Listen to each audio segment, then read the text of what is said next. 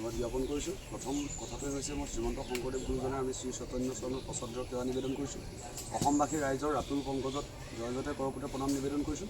বিশেষভাৱে ধন্যবাদ জ্ঞাপন কৰিব বিচাৰিছোঁ শ্ৰী সুৰবৃক্ষ শিল্পী সমাজ, আমাৰ কমাৰবন্ধা, গোলাঘাট জিলাৰ কমাৰবন্ধা অঞ্চলৰ এই সুৰবৃক্ষ শিল্পী সমাজক এইবাবেই ধন্যবাদ জ্ঞাপন কৰিছোঁ।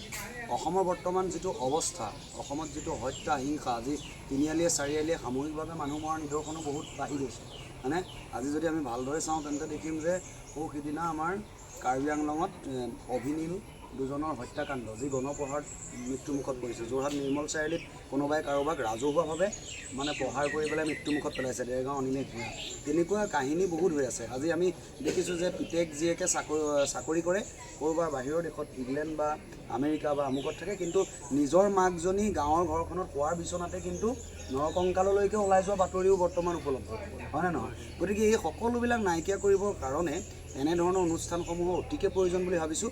আৰু বৰ্তমান শিশুসকলক, উঠি অহা যুৱকসকলক আধ্যাত্মিক চেতনা অন্তৰত জাগ্ৰত কৰিবৰ বাবে কিন্তু এনেকুৱা অনুষ্ঠানবিলাকৰ অতিকে প্ৰয়োজন, যিবিলাক অনুষ্ঠানে আমাৰ ভৱিষ্যতলৈ উঠি অহা যুৱ প্ৰজন্মক বা কিশোৰ শিশু সকলোকে, যুৱক যুৱতীক এক আধ্যাত্মিক মনোচেতনাৰে এখন সুন্দৰ সমাজ গঢ়াৰ যি লক্ষ্য আগত ৰাখি এনেকুৱা অনুষ্ঠানবিলাক আয়োজন হৈছে, তাৰ বাবে মই জয়জতে উদ্যোক্তা মণ্ডলীক ধন্যবাদ জ্ঞাপন কৰিছোঁ। আৰু কথা হৈছে কি, আমি প্ৰশিক্ষক হিচাপে আহিছোঁ কৈছে, কিন্তু এই শিক্ষা নিজৰ জীৱনতে লৈ কাহানিও শেষ কৰিব নোৱাৰি।